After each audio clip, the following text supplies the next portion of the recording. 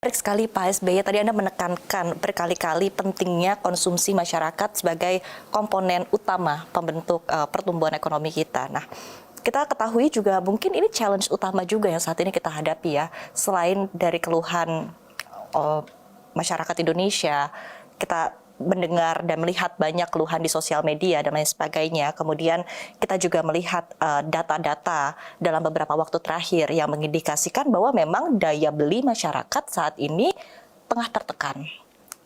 Nah, padahal untuk konsumsi rumah tangga atau konsumsi masyarakat ini sendiri 53% kontribusinya terhadap PDB. Concern Anda saat ini seperti apa dan mungkin langkah-langkah yang bisa diambil oleh pemerintah saat ini? Ya, ini sangat penting dan saya senang CNBC Indonesia menanyakan ini agar kita memiliki dataran pemikiran yang sama ya. Semua concern, semua ingin ekonomi kita terus tumbuh, semua ingin masalah yang dihadapi oleh bangsa ini terpecahkan. Jadi kita ini satu perahu. Apakah yang ada dalam pemerintahan, dalam dunia usaha, atau orang seperti saya yang sekarang menggeluti dunia seni lukis dan seni musik gitu ya. Kalau saya ditanya apakah matters, apakah mendasar urusan konsumsi rumah tangga, urusan daya beli, jawabannya ya. Mengapa? Konstruksi pertumbuhan ekonomi Indonesia penyumbang utama konsumsi rumah tangga. Tadi dikatakan 53%, more than separuh konsumsi rumah tangga. Jadi pemerintah harus menjaga betul ini. Investasi penting, government spending penting, neto ekspor dikurangi import penting, tapi di atas segalanya ini, mengapa ini relatif rendah, tidak bergerak? Karena angka pengangguran masih relatif tinggi. Ditambah ada gelombang PHK, pengangguran baru, yang hingga hari ini masih terjadi. Oke, ditambah lagi kebangkrutan usaha mikro dan kecil. Hilang jabatan, meskipun jabatan non formal. Orang yang kehilangan pekerjaan tidak punya penghasilan. Zero. Dari mana daya beli? Zero. Nah, kalau ini makin berkepanjangan, tidak ada stimulasi untuk mengangkat ini, ekonomi akan tumbuh seperti ini dan bahkan bisa lebih rendah. Oleh karena itu, segala upaya diarahkan bagaimana menjaga konsumsi rumah tangga.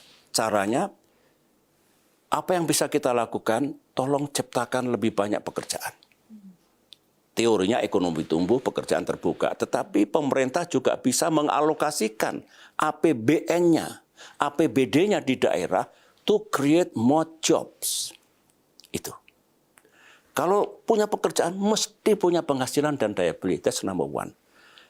Nah, yang kedua ada namanya appropriate government intervention. Tadi mekanisme pasar, tadi hukum ekonomi. Pemerintah bagaimanapun melalui APBN dan fiskal do something, tapi yang miskin betul bantu. Itulah bansos. Harus tepat sasaran. Jangan sebar lebar, keliru. Bantu mereka agar bisa membeli lagi setiap harinya barang dan jasa. Kemudian saya harus mengatakan gaji ASN itu jangan diabaikan. Alhamdulillah dulu, meskipun juga tidak selalu mudah, setiap tahun gaji saya naikkan. Mengapa? Setiap tahun ada inflasi. Kalau dari 10 tahun ASN kita, TNI, Polri hanya naik 3 kali, ada 7 tahun harga naik, penghasilan tetap. Overall selama 10 tahun, daya beli mereka menurun. Oke, ini jangan diabaikan. Oleh karena itu menurut saya kembali utamakan penciptaan lapangan pekerjaan, cegah PHK, duduk bersama dengan dunia usaha, insentif fiskal apa yang bisa kita berikan pada mereka agar tidak lakukan PHK. Dan kemudian bantu yang sungguh miskin. Ini menurut saya kalau kita bicara menjaga pertumbuhan dari sisi konsumsi rumah tangga. Itu yang paling penting dan sudah pernah kita praktekkan dan hasilnya nyata. Saya pernah berdiskusi dengan Pak Prabowo beberapa kali dan belum mengerti pentingnya job creation ini. pentingnya menjaga daya beli. Ya, kita harapkan pemerintahan beliau segera keluarkan policy menteri-menterinya yang klop untuk menuju ke penjagaan konsumsi rumah tangga ini.